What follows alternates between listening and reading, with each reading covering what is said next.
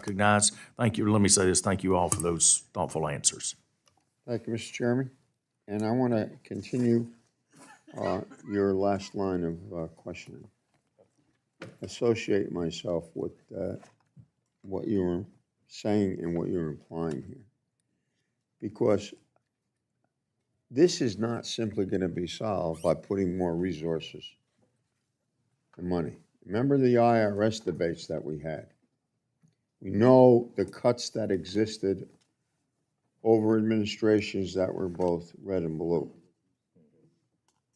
As I always say, no party is privileged virtue that I know of. But, Mr. Camp, your testimony is quite, I went over it again. Very interesting when you talked about veterans. I'm almost numb when I talk about veterans.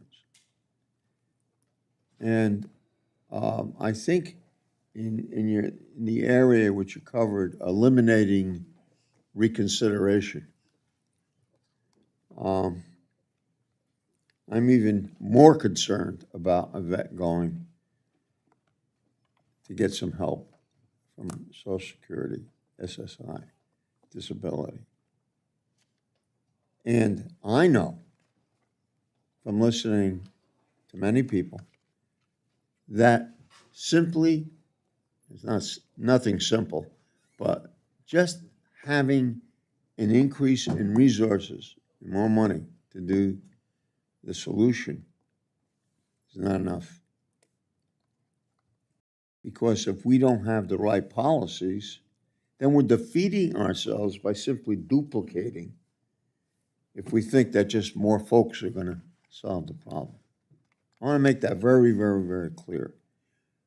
And, you could simply, slide it away by saying, just throwing money at the problem. You've heard that millions of times.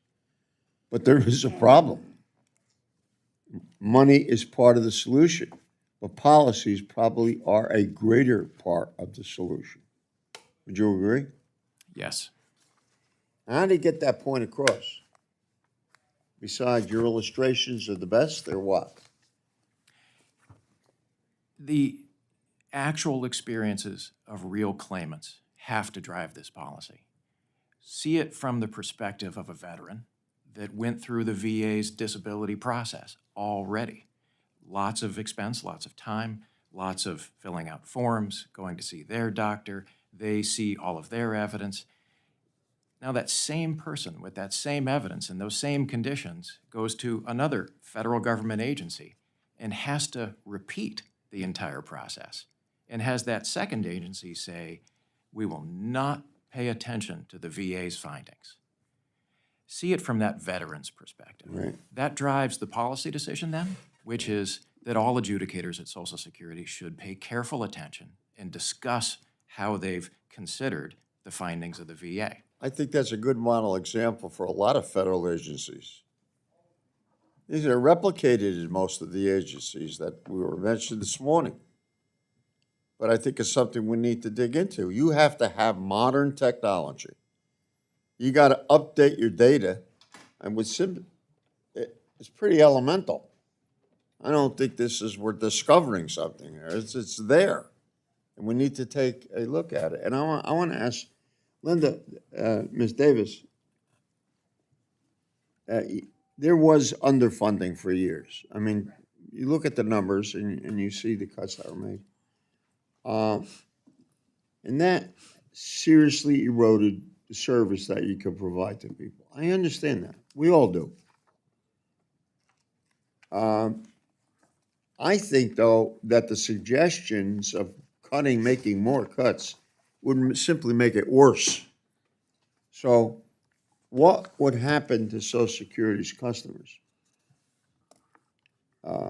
Customer service and disability application backlogs if your budget was slashed by 30%? So first of all, thank you very much for the question. I do have to tell you, I'm not an expert on budget issues, but I've been around the program for a long time. Neither is the Congress. Yeah, true. Welcome aboard. But a 30% cut would be completely devastating to SSA. So people who apply for disability, they would wait at least 2 months longer than what they're currently waiting. It would likely impact the office hours for our field offices, even with level funding. Level funding from last year, from FY '23, it's going to be detrimental to SSA. It's not sufficient for us to continue to build our DDS workforce or even maintain it for that matter.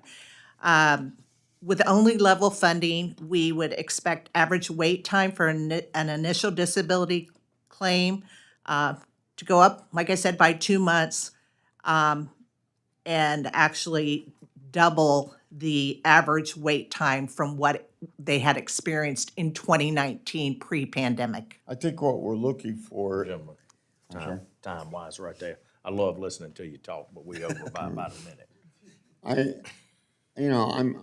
I know what the cuts mean, but I want you to know how we feel, how I feel. And that is that even if we even if we can avoid those cuts, we need a lot of changes in the policy of delivering service. Okay. And that's the point I think we can sit down and compromise and get to some final solution, if you'd call it. And I think that's important for us. I really do. Thank you for your patience.